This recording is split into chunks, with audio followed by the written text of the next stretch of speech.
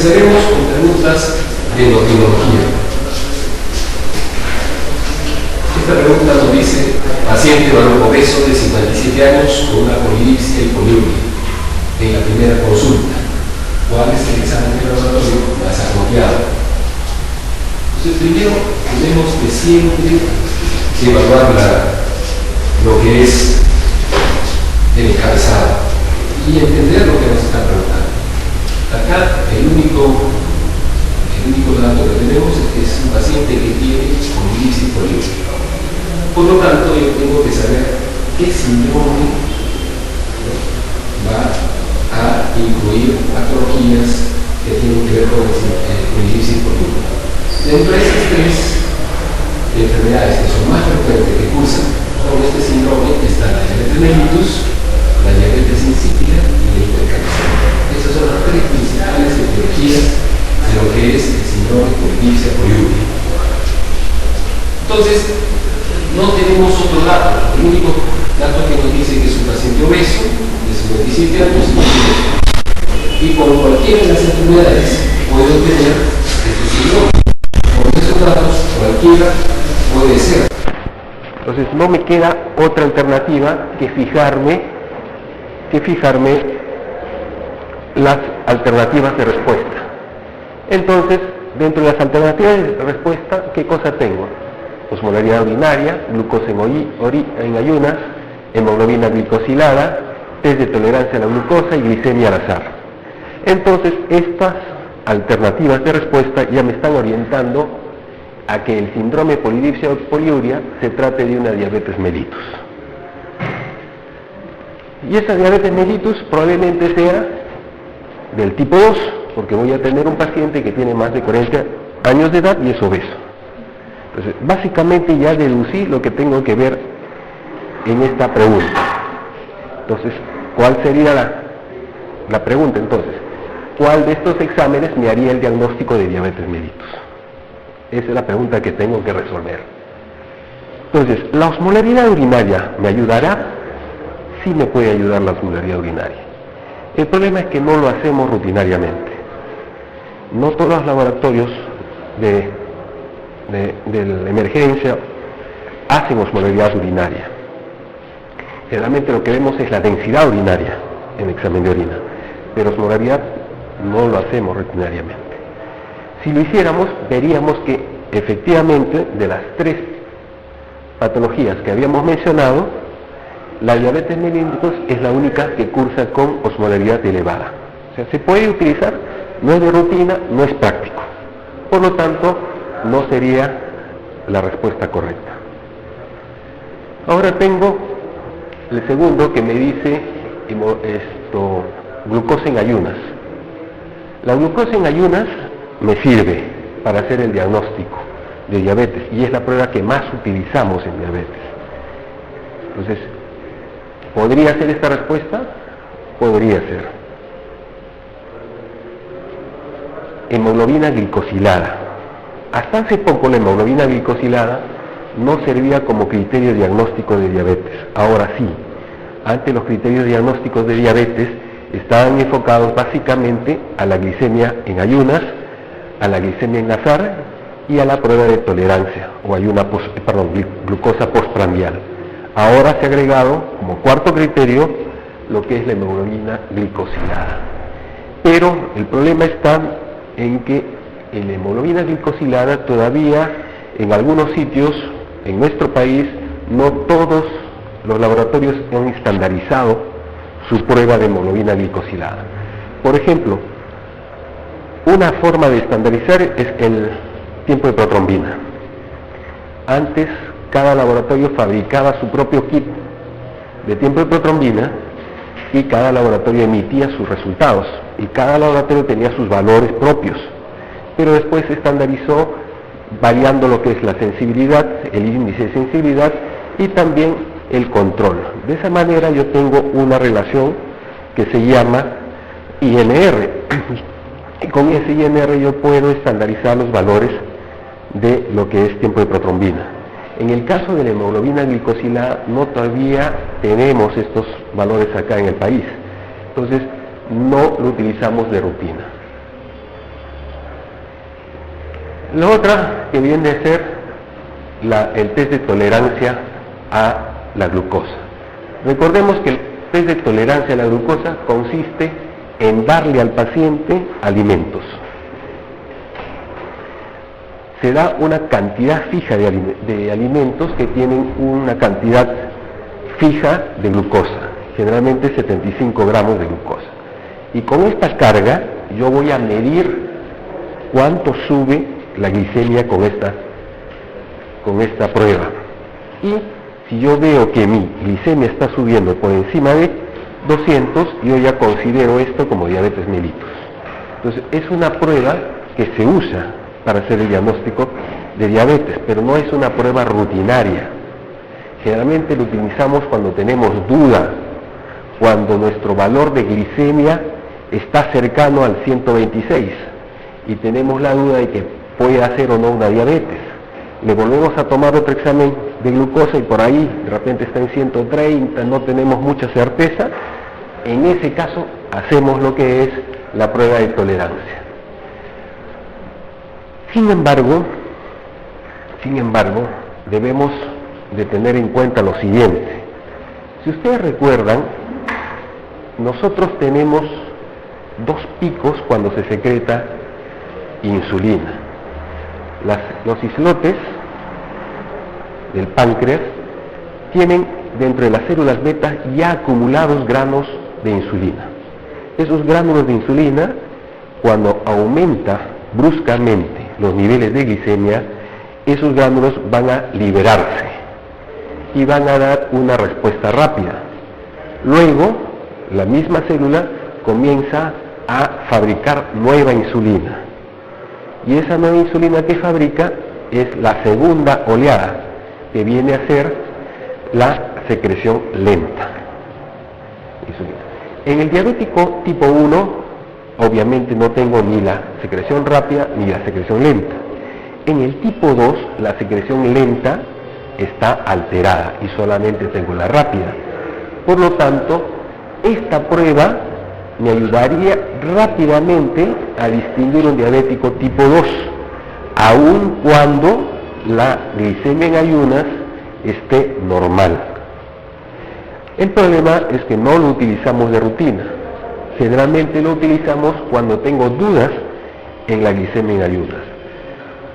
Entonces, se ha recomendado que los diabéticos tipo 2, en los cuales ustedes tengan ciertas dudas, se haga de frente el test de tolerancia a la glucosa. No la glicemia postprandial. ¿Por qué? Porque la glicemia postprandial tiene el inconveniente de no medir en forma adecuada los niveles de glucosa. ¿Por qué? Porque va a depender de lo que hayas comido. Y lo que ha comido un paciente no es lo mismo que haya comido otro paciente. En cambio, si yo te doy una cantidad fija de glucosa, es mucho más fácil hacer el diagnóstico, porque voy a poder predecir cuánto sube. A pesar de eso, la glicemia postprandial mayor de 200 es considerado como un criterio diagnóstico de diabetes mellitus. Entonces, ¿cuál sería la respuesta correcta acá? Ya hemos dicho que la osmolalidad urinaria no se utiliza de rutina, la glucosa es lo que más solemos usar, la hemoglobina glicosilada no está estandarizada, el test de tolerancia a la glucosa generalmente se utiliza cuando tengo dudas en la glucosa en ayunas, y la glicemia en azar tengo el inconveniente de que, dependiendo de la cantidad de alimentos que haya ingerido el paciente, ricos o no en carbohidratos, voy a tener valores probablemente desiguales de glicemia. Por lo tanto, la prueba que más utilizamos como primera prueba es la glucosa en ayunas. Veamos este casito. Dice: paciente mujer de 48 años, obesa, que tiene acantosis nígrica, programada para una colecistectomía. En exámenes preoperatorios le sale una glicemia de 154. ¿No? ¿Cuál es la siguiente medida o la prueba que debe realizarse? Entonces, nuevamente tenemos que analizar el enunciado. ¿Qué cosa tengo? Una mujer de 48 años, obesa, con una glicemia alta. Eso probablemente me esté orientando a diabetes mellitus. Pero ¿qué más tengo? Recuerden que acá les dice que tiene acantosis nigricans. La presencia de acantosis nigricans, como se ve acá, es un signo marcador de resistencia a la insulina. Y si yo recuerdo, la obesidad también es otro marcador de resistencia a insulina.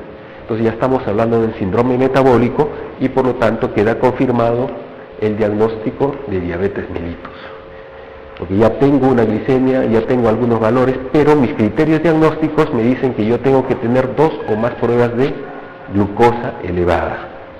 Entonces acá solo tengo una, ya tengo algunos parámetros que sí me dicen que es una diabética, pero tengo que confirmarlo. ¿Qué hago? El test de tolerancia a la glucosa, repito la glicemia, dosajes de hemoglobina glicosilada, insulina sérica en ayunas, glicemia en ayunas y 2 horas postprandial. En este paciente yo ya tengo una glucosa. ¿Qué es lo que tengo que hacer entonces? Tengo que repetirle la glucosa. ¿Y qué puedo hacer? ¿Le puedo pedir un test de tolerancia? También podría pedirle, pero acá ya los valores están muy por encima de 126. Entonces, el test de tolerancia se utiliza generalmente, ya hemos dicho, cuando tengo algunas dudas diagnósticas o cuando yo estoy sospechando que el diabetes es tipo 2. ¿Le puedo repetir la glicemia basal? ¿Cierto? Para el diagnóstico siempre es bueno tener 2 valores, cualquiera de los que ya mencionamos, y la glicemia basal es un buen parámetro para verificar si el paciente tiene diabetes mellitus. Hemoglobina glicosilada, ya hemos mencionado el problema de la hemoglobina glicosilada, también se utiliza para el diagnóstico de diabetes mellitus. La insulina sérica en ayunas, siempre ustedes cuando revisen las preguntas, fíjense que a veces hay preguntas de regalo, ¿no? Y respuestas también. Miren, acá dice insulina sérica en ayunas. ¿Cuándo mido la insulina sérica en ayunas?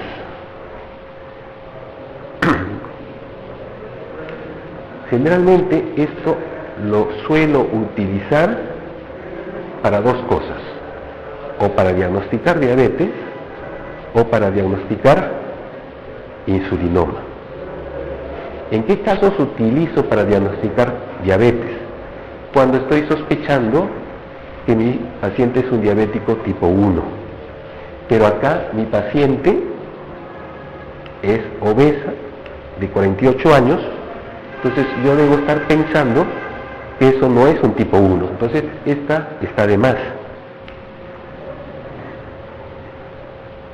Y la glicemia en ayunas y 2 horas postprandial, ¿no? Y nuevamente ya hemos dicho que la glicemia en ayunas me ayudaría para ver diabetes tipo 1. Por lo tanto, la respuesta más lógica es repetir la glicemia basal para confirmar que el paciente tiene diabetes mellitus.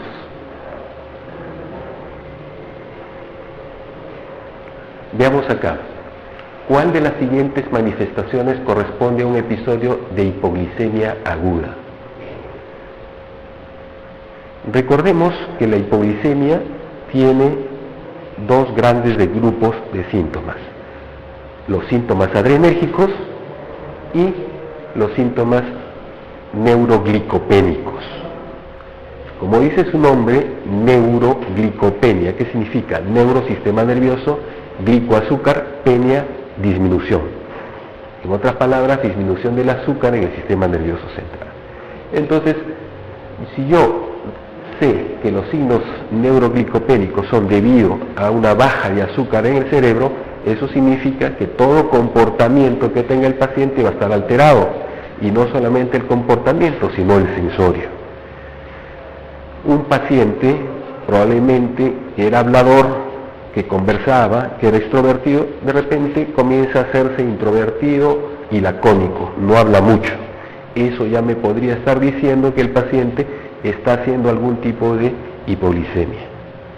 Y si además mi paciente comienza a tener algunos problemas como dolor de cabeza, aumento del apetito, si el problema persiste, comienza a tener trastorno del sensorio, somnolencia, estupor, y por último convulsiona, ya tengo todo el cortejo sintomático de los signos neuroglicopénicos. Pero ya hemos dicho que no solamente tengo signos neuroglicopénicos, sino que también tengo signos adrenérgicos. ¿Y cuáles son esos signos adrenérgicos? Palidez, taquicardia, hipotensión arterial, sudoración profusa, temblor de manos y palpitaciones. Muy bien. Entonces, acá en la pregunta me dicen cuál de estas posibilidades corresponde a un episodio de hipoglicemia aguda. Hipotensión arterial severa, bradicardia, sudoración seguida de fiebre, confusión que progresa al coma, rubicundez facial. Hemos dicho que puede haber hipotensión, cierto, pero ¿en qué casos hay hipotensión? Recuerden que las sustancias adrenérgicas, ¿qué son? Son sustancias vasoconstrictoras. Por lo tanto, la primera respuesta no sería hipotensión, la primera respuesta debería ser una hipertensión.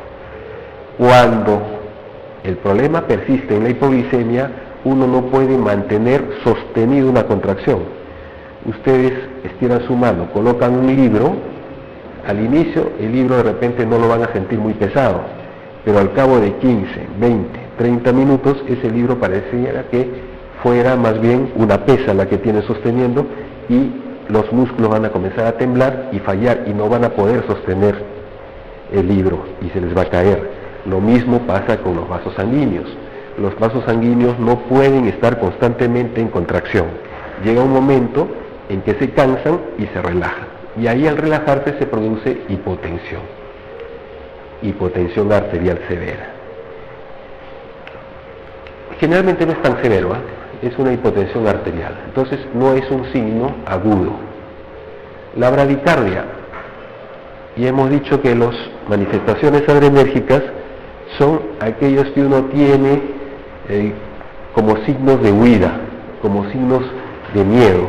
Y cuando uno tiene signos de huida o signos de miedo, no va a tener bradicardia, más bien va a tener taquicardia. Recuerden que las catecolaminas aumentan la frecuencia cardíaca. Entonces el paciente no va a tener bradicardia, sino más bien taquicardia. ¿Habrá sudoración seguida de fiebre? Sí, hemos dicho que una de las manifestaciones de las reacciones adrenérgicas es la sudoración, pero acá no tiene nada que ver la fiebre.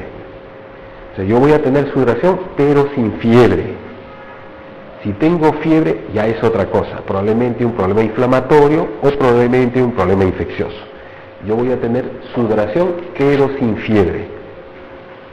Por lo tanto, esta tampoco es la respuesta. ¿El paciente puede tener confusión que progresa al coma? Sí. Ya hemos dicho que puedo tener cambios tan sencillos como cambios de carácter hasta convulsiones, pasando por trastorno de sensorio, desde la somnolencia, el estupor, el coma superficial, el coma profundo. Entonces, esta puede ser la respuesta correcta. ¿Rubicundez facial? No. Y hemos dicho que las catecolaminas, la reacción adrenérgica, ustedes recuerden siempre recuerden que es una sustancia que se secreta cuando uno tiene miedo o cuando está de huida. Y cuando uno tiene miedo no se pone rojo, se pone pálido. Cuando uno entra a un examen y comienza a temblar, a sudar, es porque tienes descarga adrenérgica. Entonces, uno lo que va a tener es palidez en lugar de rubicundez. ¿Dónde podría haber rubicundez en un paciente con diabetes mellitus? ¿En dónde podría haber? ¿Qué cosa me podría producir rubicundez facial en un paciente con diabetes mellitus? La cetoacidosis diabética. La acidosis produce vasodilatación y la vasodilatación me produce rubicundez. Entonces, si yo veo más bien rubicundez en un paciente con diabetes, yo más bien pensaría, si es que la temperatura está normal, si no tiene fiebre, pensaría que está haciendo una acidosis. Entonces tengan cuidado con eso. Entonces, la respuesta correcta viene a ser la confusión que progresa al coma. Veamos esta otra historia. Dice, paciente varón de 45 años, con diabetes mellitus tipo 1. Ya les están diciendo de frente diabetes tipo 1. Acude por cefalea, somnolencia, náuseas y vómitos persistentes. Hasta acá yo podría decir que de repente es una hipoglicemia. ¿No es cierto? Podría decir que es una hipoglicemia. Hasta acá. Tengo cefalea, tengo somnolencia. Bueno, en la hipoglicemia no hay muchas náuseas y vómitos, no hay. Pero ya tengo somnolencia y náuseas. Podría decir que es una hipoglicemia. Pero veamos más adelante. Dice el examen físico, el paciente estaba despierto. Miren, llega a la emergencia, un poco somnoliento y después está despierto. Pálido, mucosa oral seca, presión de 140/70, frecuencia cardíaca de 100, frecuencia respiratoria de 28, extremidades inferiores. Hasta acá, hasta la frecuencia cardíaca, todavía podría ser una hipoglicemia. ¿Por qué? Porque tengo palidez, ¿no? Tengo presión arterial que está elevada de inicio, tengo taquicardia. Hasta acá podría ser una hipoglicemia. Pero acá ya viene el inconveniente. Tengo una frecuencia de 28, tengo extremidades inferiores con fovea, tengo una hemoglobina de 10, un pH de 7.24, un hematocrito de 44, un potasio de 2.9, un sodio de 139, un bicarbonato de 15 y una glucosa de 280. Ya me mató lo que era la hipoglicemia, ya no es una hipoglicemia. Entonces lo siguiente que tengo que pensar es, ¿qué más puede ser? Si tengo una glucosa elevada y tengo trastorno del sensorio, lo primero que tengo que pensar es, o es una cetoacidosis, o es un coma hiperosmolar, un estado hiperosmolar. Entonces ya tengo dos posibilidades. Muy bien, entonces ¿qué me orienta para saber si es hiperosmolar o si es cetoacidosis? Veamos, acá tengo un pH, y ese pH está en 7.24. ¿Cuál es el valor normal del pH? Recuerden, el valor es 7.40 más menos 0.4. ¿Cierto? Es decir, de 7.36 a 7.44. ¿Cuánto tengo acá? 7.24. Está por debajo de 7.36. Y cuando está por debajo de 7.36, a eso se llama acidosis. Entonces tengo una acidosis. Y verifiquemos si esa acidosis es del tipo respiratorio o es del tipo metabólico. Entonces revisemos, busquemos CO2. ¿Tengo CO2? No hay CO2, no me dan CO2. Entonces, ¿qué me queda? Bicarbonato. ¿Cuál es el valor normal del bicarbonato? Es 24 más menos 2. ¿Cierto? De 22 a 26. ¿Cuánto tengo acá? 15. ¿Qué significa? Que el problema es una acidosis metabólica. Entonces ya tengo un paciente que tiene, ¿qué cosa? Una hiperglicemia con acidosis metabólica. Entonces, si tengo un paciente que tiene acidosis metabólica, ¿cuál será? ¿Estado hiperosmolar o cetoacidosis? Obviamente será cetoacidosis. Muy bien. ¿Y por qué no puede ser un paciente diabético que tiene insuficiencia renal, que no esté en cetoacidosis? Porque yo puedo tener un diabético que me llega a la emergencia, también con presión alta, me llega con fovea, me llega con donde está acidosis, bicarbonato bajo.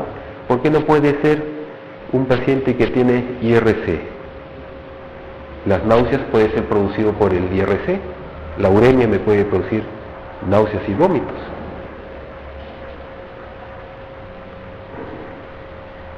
Bien, veamos.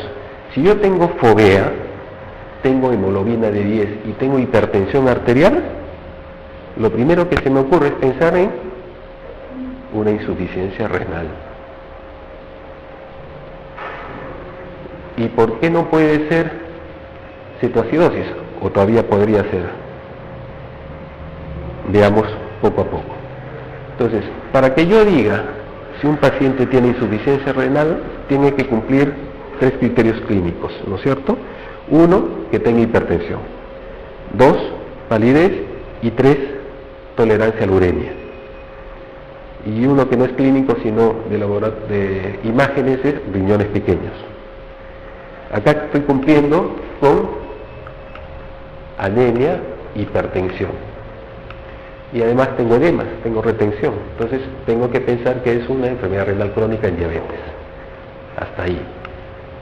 Recordemos, si yo tengo una insuficiencia renal crónica, entonces puedo calcular más o menos cómo está su depuración de creatinina. Si yo tengo una enfermedad renal crónica más anemia, significa que por lo menos la depuración de ese paciente está en 30 como máximo. ¿Y por qué en 30? Porque recuerden que a partir de 30 para abajo se inhibe la formación de eritropoyetina. Si yo tengo una depuración de 40, de 50, todavía tengo eritropoyetina y por lo tanto no voy a tener anemia. Entonces por acá ya estoy calculando que por lo menos tiene 30. Luego seguimos y decimos, tiene náuseas y tiene vómitos. Entonces eso me está diciendo que es una uremia. Y cuando yo tengo signos de uremia, generalmente mi depuración está en 20 para abajo. Mira, ya lo estamos catalogando este paciente, insuficiencia renal crónica, en diabetes, con una depuración hasta el momento de 20. ¿Por qué hasta el momento de 20? Porque a partir de 20 empiezan a aparecer los signos de náuseas, vómitos. ¿Puedo saber más? Sí. Puedo decir que está por encima de 15. ¿Por qué por encima de 15? Porque cuando baja de 15, recién empieza a haber problemas de potasio. Y este señor tiene 2.9. Entonces,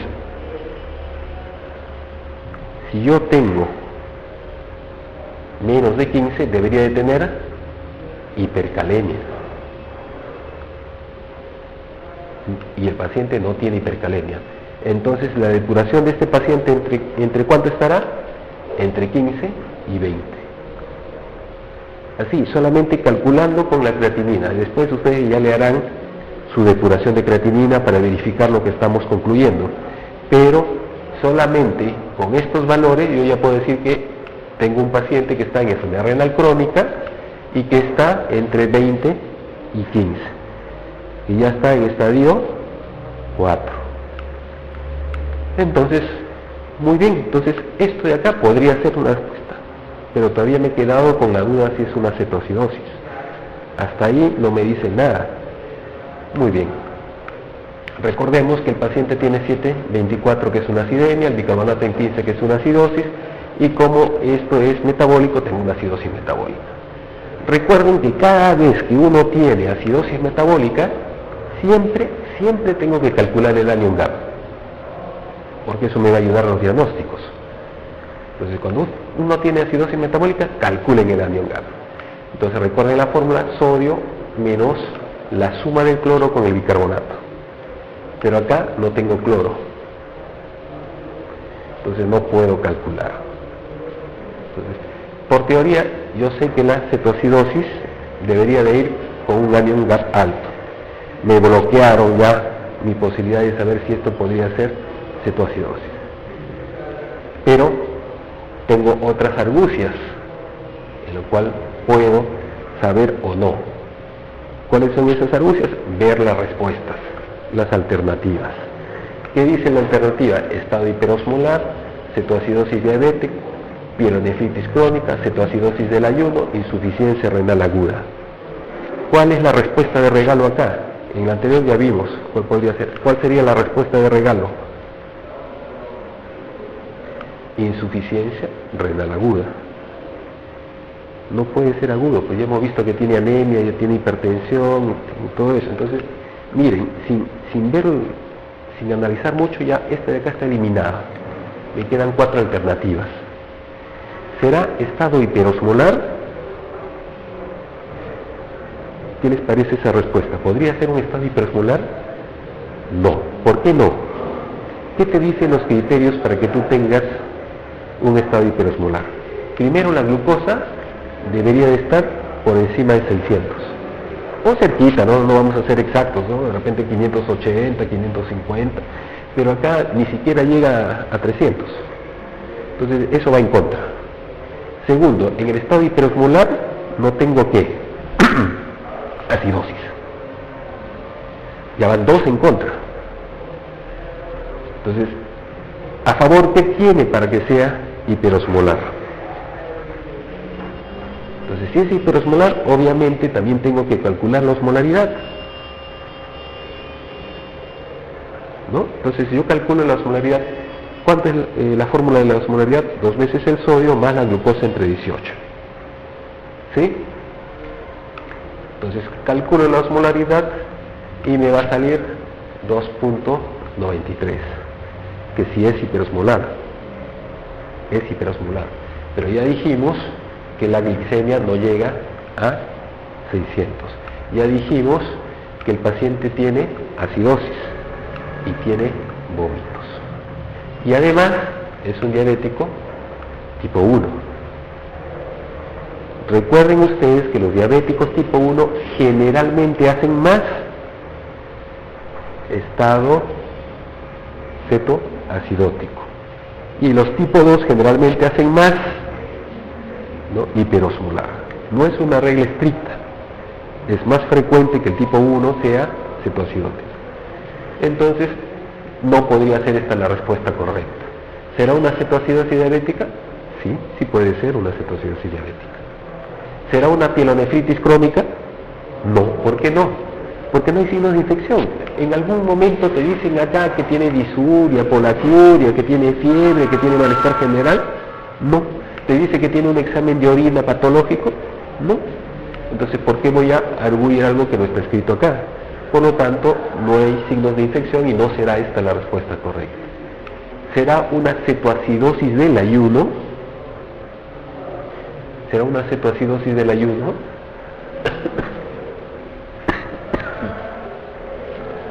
¿Qué les parece? ¿Podría ser? Podría ser, ¿por qué? Porque el paciente ha estado somnoliento. Y yo puedo decir, de repente este paciente, como ha estado somnoliento, no se está alimentando bien. Pero el problema está en que justamente dice cetoacidosis del ayuno. En ningún momento, acá, en ningún momento, la cetosis que puede producir el ayuno prolongado va con acidosis. Yo voy a tener cetosis solamente, no voy a tener cetoacidosis del ayuno, solamente cetosis.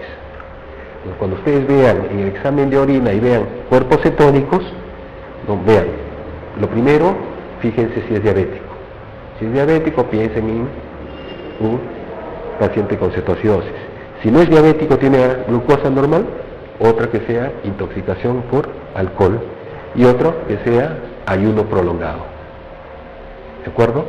Entonces, esta tampoco es la respuesta, porque solamente el ayuno provoca cetosis, no provoca cetoacidosis. ¿Será una insuficiencia renal aguda? Ya hemos dicho que no, por todas las cosas que hemos mencionado adelante.